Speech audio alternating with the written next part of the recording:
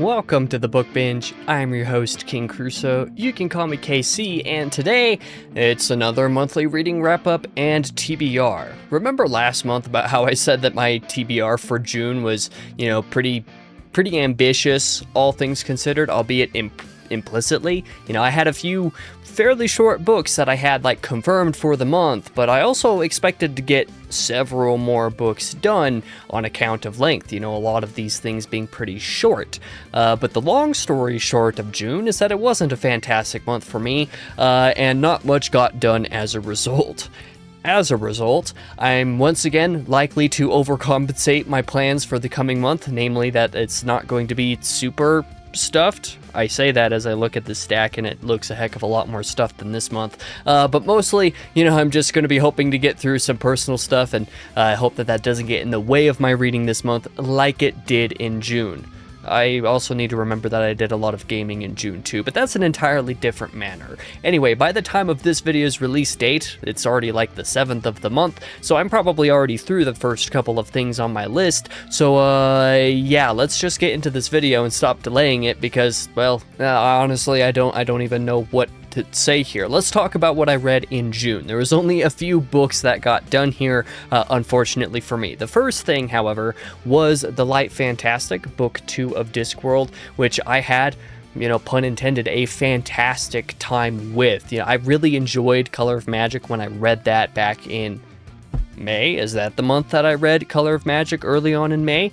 And I went into this with pretty high hopes, just thinking that it would be like a full novel sequel to Color of Magic, that it would expand on some of the things that I enjoyed a little bit, and that it would basically be a more effective version of that, given that it would be a full novel rather than more or less a collection of 4 novellas, basically. And what I got was almost essentially exactly that. Light Fantastic is better than the Color of Magic in every way. It does what Color of Magic is largely doing for the most part, but does it much better and more solidly. I had a super fun time with that. It definitely got my month started on the exact correct foot, even though things definitely took a turn for the worse partway through the month. But the Carpet Makers did get started, mostly while I was still in that really uppity mood, all things considered, and I'm not 100% sure how I feel about this book yet, actually. I still don't think I've even given it a proper rating on Goodreads. It's one of only a few books that I've held off on giving a rating for now because I'm not sure what to give it yet, and a lot of that is because this book has a reputation amongst my friends. Namely, I'm pretty sure every single one of my friends who read this has given it 5 out of 5. So, it is very much up there in the upper echelon of my friend group's collective canon, I suppose you could say, and I don't disagree with that at all. The book is really, really, really good, and I loved the first, dozen chapters of it a ton. But getting closer to the end, there were a couple chapters that kind of, changed the framing a little bit to something that didn't feel as relevant to me. It does come around in the end. It becomes relevant and it makes sense. And the ending is really funny, quite frankly. It is also totally unexpected. But as for what that actually meant for how I feel about the book as a whole collective thing, I'm still coming to terms with. Basically, I'm not sure. I think I'm falling on 4.5 out of 5 for myself, to be a little bit more pedantic, but that means I'm not sure whether I'm rounding that up to 5 or down to 4 yet. But in either case, Carpet Makers is really good time. I definitely really enjoyed it. I'm not saying it's bad at all. I'm just still not sure exactly how I feel about it in the grand scheme of things. The third and final book that I properly got read this month, because what happened was I read The Light Fantastic in just a couple of days. It went really quick. It was great. Carpet Makers should have only taken me a handful of days at most, and then it took me a little bit over a week, basically. It took me a little longer to finish than I would have liked because of certain timing-related stuff, things that I had going on. People are riding past some motorcycles in the rain outside. I'm sorry if you heard that through the mic. In either case, Carpet Makers took me a little bit longer to finish than I anticipated, and then the same problem happened again, except even worse with The Heart of the Naga, where I read this book. I only expected to take about a week on this, maybe a little bit more than a week. It then took me 2.5 weeks to get through this, and that was 2.5 weeks where probably like 5 or so, maybe even more than 5 of those days, I just didn't do any reading at all. So I want to say it took me 9 days, I think, to finish because I read the first part in one day, and then I read the other 4 parts in 2 days apiece. So yeah, that would be 9 days. But it took 2.5 weeks to finish. That's because several of those days I didn't get any reading done for one reason or another. I enjoyed Heart of the Naga. It just took a long time to get through. It is an interesting book, however, namely in the sense of it definitely being just part one of a bigger story. I went into this book kind of knowing that that's what it was going to be. Just based off of reviews and other stuff. It was basically expected to be something akin to Book of the New Sun in the sense of like it's more like one book and just is split up into 4 volumes. That's basically what happened with the series The Bird That Drinks Tears, and I definitely see where that reputation comes from now having finished the first book. It's very anticlimactic, and that's because this first book isn't really a full volume in and of itself. You can tell it's just one piece of a bigger whole, and that story just hasn't been finished yet. And I really enjoyed what I read. The world building and culture related stuff that's going on in here is awesome, totally worth reading, despite a little bit of translation goofiness, or rather, prose awkwardness, I suppose is a little bit more appropriate way to put it. I'm happy that a translation of this exists now in English and is coming out, because a somewhat awkward translation is better than no translation, especially for something with as interesting and cool ideas as this has. The second book is being published in January, and I cannot wait to continue it, quite frankly. I did really enjoy Heart of the Naga. But I guess we can't really talk about Book of the Month quite yet, actually, and that's because with regards to my work for Christopher Rocchio, my reading that I've been doing there, I'm pretty sure I talked about last month about how I was pretty close to finishing part 1 of The Smoke of Sacrifice. Now that that has been properly formally announced and the proper title made public now, I finished reading part 1 of The Smoke of Sacrifice, and then I basically did a speed reread of part 1 and did the same thing with the prelude to part 2 for a particular project that Christopher and I are doing with that timeline related type of stuff that I'm looking through. And so I basically did more or less a second read of what's available for that there. And that's been really, really fun, actually. It's definitely been more enjoyable than I kind of thought, doing some of the more technical related stuff that we're doing with that. But that's really the kind of asterisk to a little bit of work that I did this month, was just, speed reading an entire book's worth of material over the course of a week, with a lot of other stuff that we were doing for it. But, as I was kind of teasing a couple of seconds ago for the book of the month, I think my book of the month is going to go to The Light Fantastic. Technically speaking, I think The Carpet Makers is a book that is going to be rated more highly than this. I think in plenty of ways it's a better book than this, but realistically, when it comes down to it, they're just kind of incomparable. And if we're going to go by my basic enjoyment, like what I see as being a highlight of my reading this month, The Light Fantastic was definitely the highlight of my reading this month. I've been having a lot of mental health related nonsense going on for the last several months, but reading Discworld has actually been one of the things that has been able to bring a smile to my face actively and keep it there for extended periods of time while I'm reading. And that's something that The Light Fantastic really did stupendously early this month. And so, I'm holding in some sort of high personal regard for that. Just the amount of fun, the references that I catch, the little one-liners and quips and stuff that come out of this. It's all really enjoyable. And I think that Light Fantastic absolutely deserves my book of the month. It might not have if there were some other things that I got through this month, but for what I did get through and for what I did manage to enjoy in June, Light Fantastic was the book that stands out to me. But that's going to take us into, the TBR section of this, what I'm going to read in July, or what I basically plan to read in July.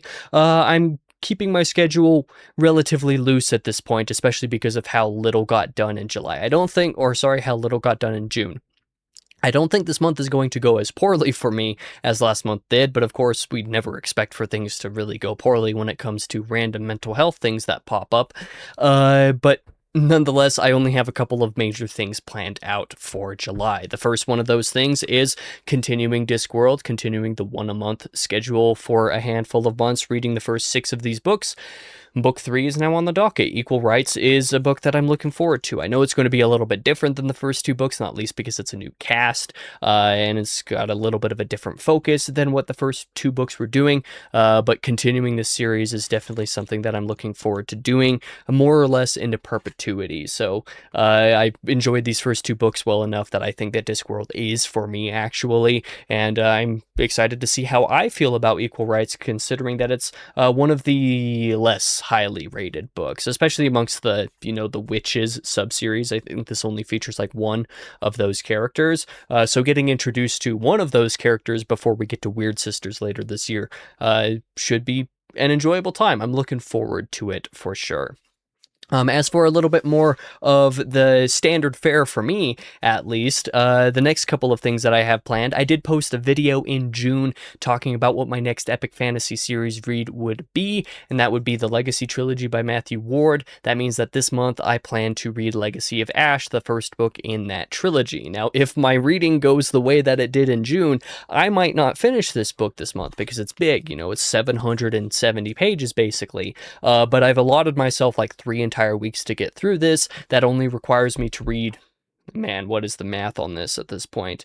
Let me give this a shot. It's like 770 pages. Let's assume divided by 21 days. I only need to read like 40 pages a day and I can get through it within 3 weeks. So that's not difficult at all, as long as I can actually read every morning.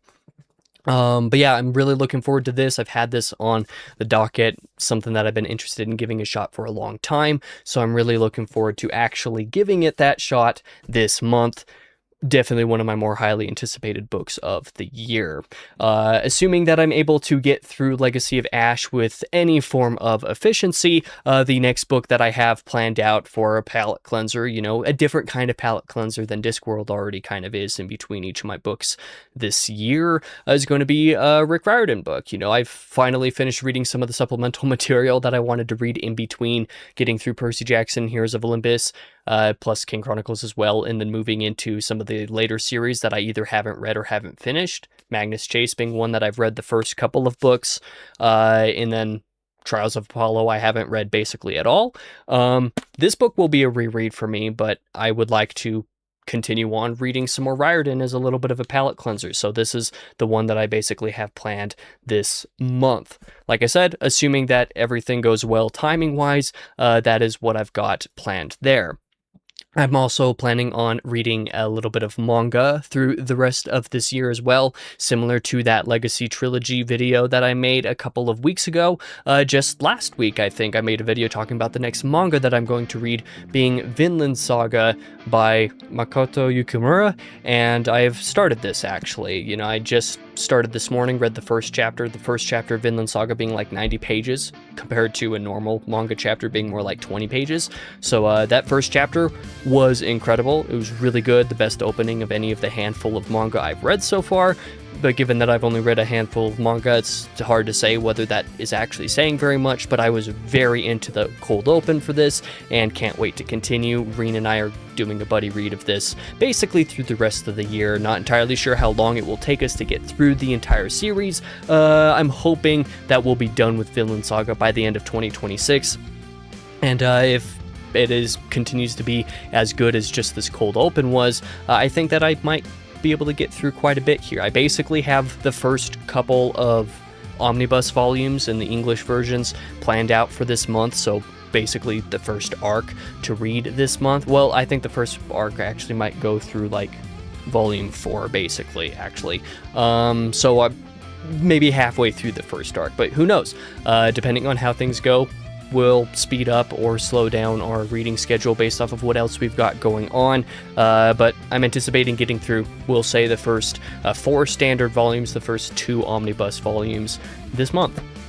But that is more or less everything that I have planned for July. I have some other stuff, kind of on the back burner, some theology reading that I fell apart with fairly recently, so I didn't read anything in June. So I would like to actually get back up and finish the Torah finally in July. So basically reading Deuteronomy and then continuing on to the histories that I haven't properly really read for the most part. So that's something that I would like to do. And then I also have my maybe read stuff, which is basically all the same thing as I talked about last month. So I don't have any reason to mention any of it this month. I don't even know how much of it I mentioned last month, but we'll talk about it next month if I happen to have enough time to get into any of it in July, which I highly doubt. But anyway, I think that's a little bit more than enough for this video, for this month of reading. I hope you enjoyed watching this video. Let me know what you've got planned to read this month, if anything. You know, if you're somebody who plans out your reads, shout out some of that stuff in the comments below. For now, I've been your host, King Crusoe. You can call me KC, and I hope to see you guys in the next video, whatever that may be, because in a rare instant for me, I don't even know what's coming out this month. We'll see.